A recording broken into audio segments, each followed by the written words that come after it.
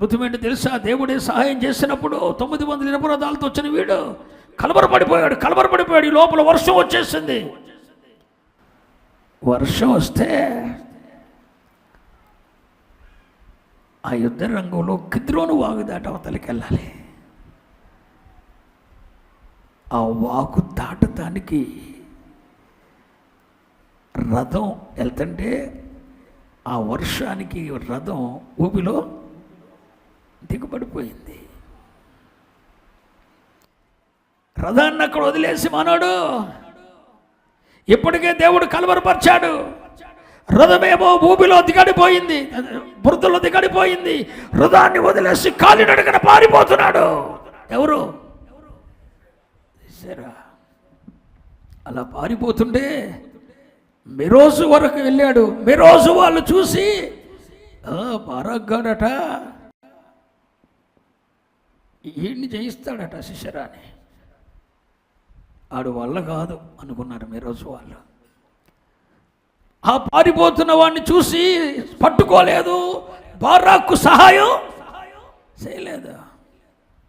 ఆ మెరోజు దాటి అవతలికి వెళ్ళగానే కయీనీయుడైన యాయేలు భార్య అతన్ని చూసింది. ఎవడు ఇశ్రాయేలీరాలు కాదు, కయీనీయుడు. చూసి ఏలికైన వాళ్ళకి బొందరికాలు ఉన్నాయి. పిలిచింది, ఇంట్లోకి వచ్చాడు. రగ్గు కప్పింది, దెబ్బకేస్తుంది అన్నాడు. నీళ్ళిచ్చింది, మేగడతో పాలు తెచ్చిచ్చింది. అప్పటికే అలసిపోయిన బారాకు రగ్గు మీద కప్పుకొని రహస్యంగా పడుకున్నాడు. యాయేలు భార్య ఏం చేసిందో తెలుసా? గుడారపు మేకు తీసుకొని వచ్చి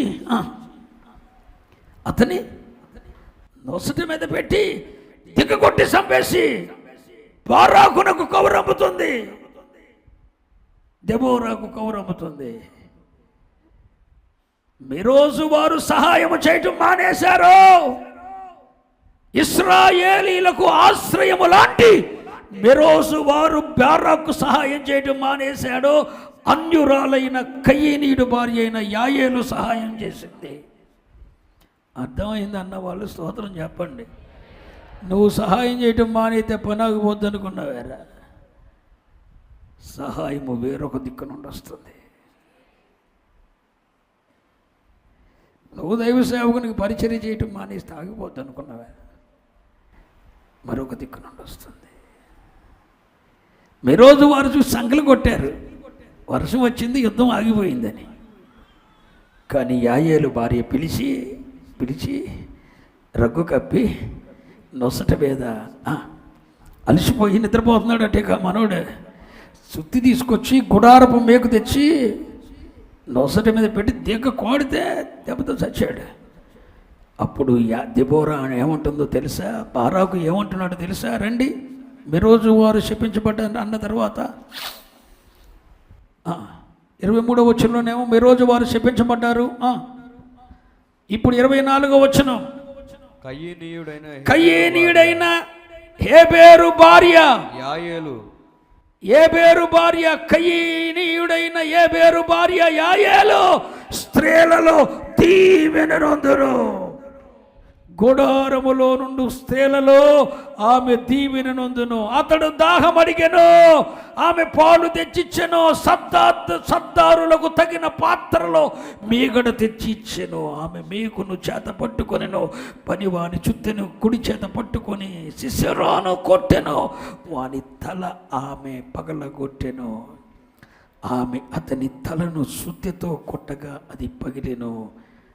ఆమె కాళ్ళ యొద్ద కృంగిపడి పరుండెను. ఆమె కాళ్ళ యొద్ద కృంగిపడెను. అతడు ఎక్కడ కుంగెనో అక్కడనే పడి సిసెరా తల్లి కిటికీలో చూసింది. దేవునికి మహిమ కలుగునుగాక. బారాకు యుద్ధానికి దేవుడు సహాయం చేయడానికి వచ్చాడు.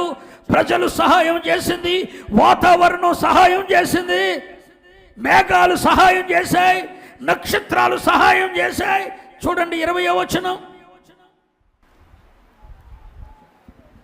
నక్షత్రములు ఆకాశము నుండి యుద్ధము చేశాను. మొదటి వచనం న్యాయాధిపతులు 5.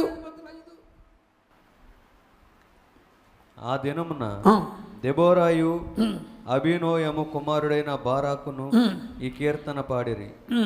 ఇశ్రాయేలీయులలో యుద్ధశాలులు ధైర్యము కనపరిచిరి. 4వ వచనం ఇశ్రాయేలు దేవుడైన యెహోవాను కీర్తించెదము. యెహోవా నీవు సేయీరు నుండి బయలుదేరినప్పుడు ఏదోము బారాకునకు దెబోరాకు సహాయము చేయటానికి నువ్వు బయలుదేరినప్పుడు భూమి వణకెను, ఆకాశము నీళ్లను కుమ్మరించెను, మేఘములు వర్షించెను, నక్షత్రములు. ఇప్పుడు ఆ వరుసలో నక్షత్రములు ఆకాశం నుండి యుద్ధము చేశాను. హల్లెలూయా. ఒక్క మాట చెప్తున్నాను కొడుకా, విను. ఆయన నీకు సహాయము చేయవచ్చును. భూమి నీకు సహాయం చేస్తుంది, మేఘాలు నీకు సహాయం చేస్తుంది, వాతావరణం నీకు సహాయం చేస్తుంది, నక్షత్రం నీకు సహాయం చేస్తుంది, అధిపతులు నీకు సహాయం చేస్తారు, నాయకులు నీకు సహాయం చేస్తారు, న్యాయాధిపతులు నీకు సహాయం చేస్తారు, బెన్యామీనులు నీకు సహాయం చేస్తారు. కానీ ఒక్క మిరోజు వారు మాత్రమే నీకు సహాయం చేయరు. ఎవరు శాపానికి పాత్రులో వారు మాత్రమే నీకు సహాయం చేయరు, మిగిలిన వాళ్ళందరూ చేస్తారు. ఆఖరికి కయ్యనీడైనా ఎవరు భార్య అండి? ఏబేరు భార్య కూడా సహాయం చేసింది.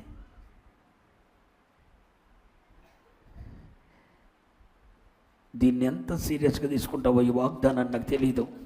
ఈ రాత్రంతా యాకోబుని నువ్వు మోకరించి ప్రార్థన చేస్తావో ఏడుస్తావో నాకు తెలియదు. దినదినము దీని కొరకు ఎత్తి పడతావో నాకు తెలియదు. దీన్ని సీరియస్గా తీసుకో చెప్తున్నాను. నీ కొరకైన కాలము నిర్ణయించబడింది, వచ్చి ఉన్నదే. దాన్ని సద్వినియోగం చేసుకో. భూమి నీ కొరకు సహాయం చేయబోతుంది, నక్షత్రములు నీ కొరకు సహాయం చేయబోతున్నాయి, మేఘములు నీ కొరకు సహాయం చేయబోతున్నాయి, ఆకాశం నీళ్లు కుమ్మరించబోతుంది నీ కొరకు. నువ్వు వ్యవసాయం చేయి, ఆకాశం వర్షం ఇస్తుంది, భూమి పంటిస్తుంది. నువ్వు పాడిపోయిపో, నీ సస్యములతో నింపబడతావు. నువ్వు దేవుడు సహాయం చేయడానికి వచ్చినప్పుడు నక్షత్రాలు కూడా నీకు సహాయం చేస్తాయి. భూమి, నక్షత్రాలు అన్నీ సహాయం చేస్తాయి. శాపానికి పాత్రుడైనడు ఎవడో ఆడు మాత్రమే సహాయం చేయడు. హల్లెలూయా. ఆశ్చర్యం అండి. ఏబేరు భార్య కూడా సహాయం చేసింది. కయీనీయుడు భార్య అయిన ఏబేరు భార్య కూడా సహాయం చేసింది. యాయేలు సహాయం చేసింది. అందుకే దెబోరా అంటుంది, ప్రవక్త అంటుంది, స్త్రీలలో ఆమె దీవెన నొందును. ఒక అన్యుడు భార్య సహాయం చేసిందే. నువ్వు ప్రార్థనా బుర్రాలు అయ్యండి, తెల్ల డ్రెస్ కట్టుకొని దివారాత్రులు వేసి నువ్వు మాత్రం సహాయం చేయవు. ఏ సహాయం చేయవు నువ్వు. ఒక అన్యుడి భార్య సహాయం చేస్తుంది బారాక్కి. నువ్వు చేసే సహాయం ఏంటి? కనీసం మాట సహాయం చేయలేవా? నువ్వు చేసే సహాయం ఏంటి? ప్రార్థన సహాయం చేయలేవా?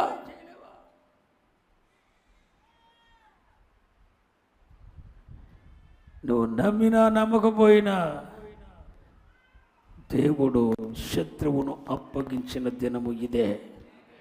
దేవుడు సహాయము చేయటానికి దిగి వచ్చిన దినం ఇదే.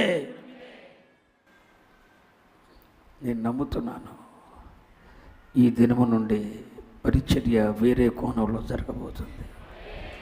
అధిపతులను, నాయక దండాన్ని, వ్యాపారవేత్తలను దేవుడు దీని వైపు మళ్ళించబోతున్నాడు.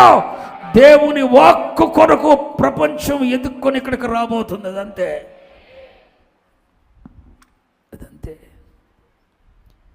సహాయం చేయండి. మీ రోజులాగా ఉండొద్దు. మీ వంతైంది మీరు చేయండి. అర్థమైందన్న వాళ్ళు దేవుని స్తోత్రం చెప్పండి. ఈ సంవత్సరం, ఈ నెలలో మన వాగ్దానం ఏంటి? యెహోవా నాకు సహాయము చేయవచ్చును అనండి, అనండి. చెయ్యెత్తి 3 సార్లు చెప్పండి.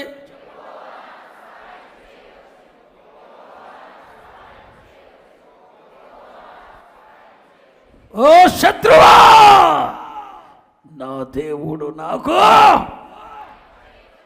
నిన్ను నేను చెరపట్టబోతున్నా. ఓ సమస్యలారా, యెహోవా నాకు సహాయము చేయవచ్చును.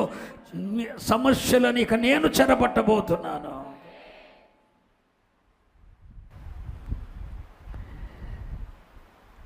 దీన్ని పట్టుకోండి,